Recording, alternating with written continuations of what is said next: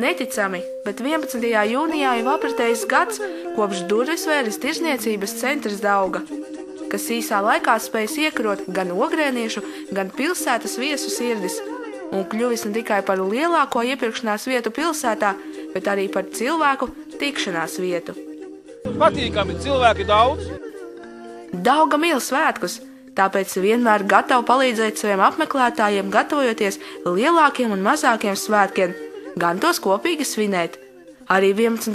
jūnijā aicināti bija visi Daugas draugi, lai kopīgi nosvinētu pirmo Daugas dzimšanas dienu. Biežāk rīko šitādu zaļumballes, tas taču ir jauki.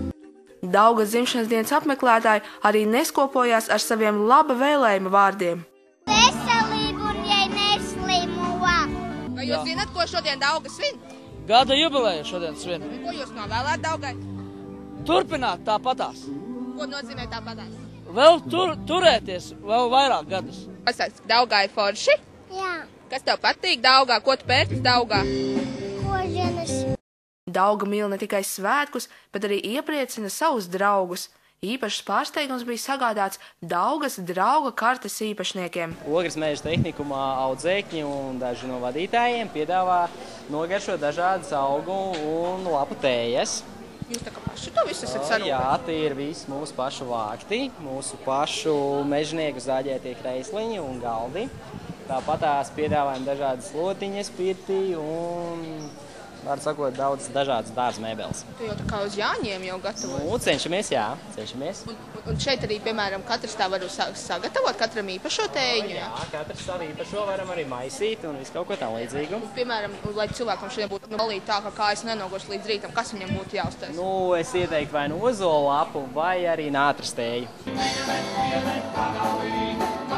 Daugas pirmā dzimšanas diena godam aizvadīta.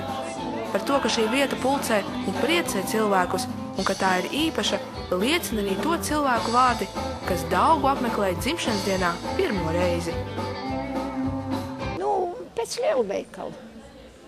Īsts lielveikals, jā, nu, izņemot šoreiz ar to muziku tur iepriekš. Tas ir kaut kur tā gadījies, ka šādi ienākot lielveikalā pēkšņi ir tādu tēju piedāvā un mūzika skan un notiek jaudrības.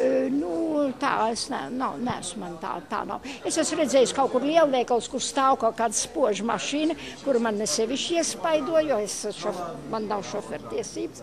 Liela mašīna man ir kavēklis, jā, zināmai pārvietošanai. Nu, un slītrepes, kuras man nepatīk. Šitiem patīk labāk. Jo te var atsēsties, atpūsties tā kā dabas vidū.